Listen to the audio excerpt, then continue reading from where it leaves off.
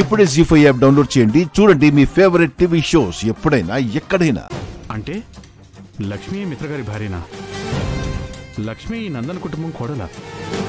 ఇంత గొప్ప కుటుంబాన్ని పెట్టుకుని లక్ష్మీ వీళ్ళ దగ్గరికి ఎందుకు తిరిగి రాలేదు? అనాథనుకొని లక్కీని మిత్రగారు దత్తత తీసుకున్నారు, కానీ లక్కీయే తన సొంత కూతురని ఆయనకే తెలియదన్నమాట. భగవంతుడా, వీళ్ళ జీవితాలతో ఇంత ఘోరంగా ఆడుకున్నావా? ఆంటీ, భాస్కర్ చూపుల్లో ఏదో తేడా లేదు? అవును మనీషా, నేను కూడా అదే గమనిస్తున్నాను. ఇప్పటి వరకు బాగానే ఉన్నాడా ఆంటీ? ఆ ఫోటో చూసినప్పటి నుంచే అతని ప్రవర్తనలో మార్పు వచ్చింది. అవును మనీషా. కొంపతీసి లక్ష్మీ భాస్కర్కి తెలిసిందంటారా? మున్నార్లో చెల్లెలి అవతారం ఎత్తి తనతో పాటు కొంతకాలం ఉంది లక్ష్మీనేనంటారా? మనీషా, నువ్వు మరీ టూ మచ్గా ఆలోచిస్తున్నావు. అది 2 మచ్చో 3 మచ్చో నేను ఇప్పుడే తేల్చేస్తాను, ఉండండి.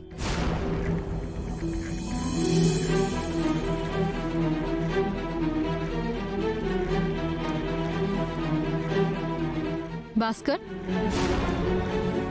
ఏమైంది భాస్కర్? ఆ ఫోటోని అంత కంగారుగా చూస్తున్నావు? మేడం, ఈ ఫోటోలో ఆవిడే మిత్రగారి భార్య?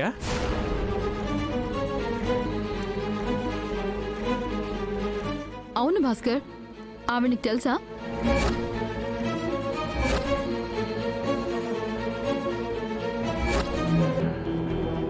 నీకేమైనా పరిచయం ఉందా? నువ్వు ఎప్పుడైనా చూసావా? అసలే లక్ష్మిని మిత్రగారు అసహించుకుంటున్నారు. తన పేరు చెప్తేనే కోపడుతున్నారు. ఈవిడే నా దగ్గర కొంతకాలం ఉందని, లక్కీయే లక్ష్మికి పుట్టిన బిడ్డని తెలిస్తే లక్ష్మి మీద ఉన్న కోపం లక్కీ మీద కూడా చూపించే అవకాశం ఉంది. అప్పుడు లక్కీ భవిష్యత్తు అగమ్యగోచరమైపోతుంది. ఈ నిజాన్ని ఒక రహస్యంలా ఉంచితేనే మంచిది.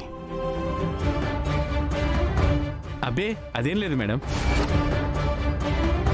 మీరేమో వైజాగ్లో ఉంటారు, నేనెక్కడో మున్నార్లో ఉంటాను. నాకు చూసే అవకాశం ఎలా దొరుకుతుంది? ఇంతకీ ఈవిడ ఇప్పుడు ఏమైంది మేడం? చనిపోయిందని అందరూ అనుకుంటున్నారు, కానీ ఇంకా బ్రతికే ఉందని నా నమ్మకం. ఓహో, అలాగా. సరే మేడం, నేను వెళ్ళొస్తాను.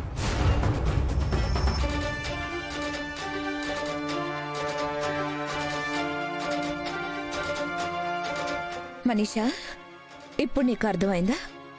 నువ్వు 2 మచ్చు 3 మచ్చు కాదు, మరీ 4 మచ్చుగా ఆలోచిస్తున్నావని. అయినా ఎక్కడ లక్ష్మి, ఎక్కడ మున్నారు? లక్ష్మికి భాస్కర్ చెల్లెలికి అసలు సంబంధమే ఉండుండదు. నువ్వు అనవసరంగా పిచ్చి పిచ్చిగా ఆలోచిస్తున్నావు. ఏమో ఆంటీ, ఆ ఫోటో చూశాక భాస్కర్ తడబడ్డాడు, లోపల భయపడ్డాడు. చూపుల్లో ధైర్యం తగ్గింది, మాటల్లో ఆత్మవిశ్వాసం తగ్గింది. జీ5 యాప్ డౌన్లోడ్ చేసి అన్ని ఎపిసోడ్స్ పూర్తి ఉచితంగా చూడండి.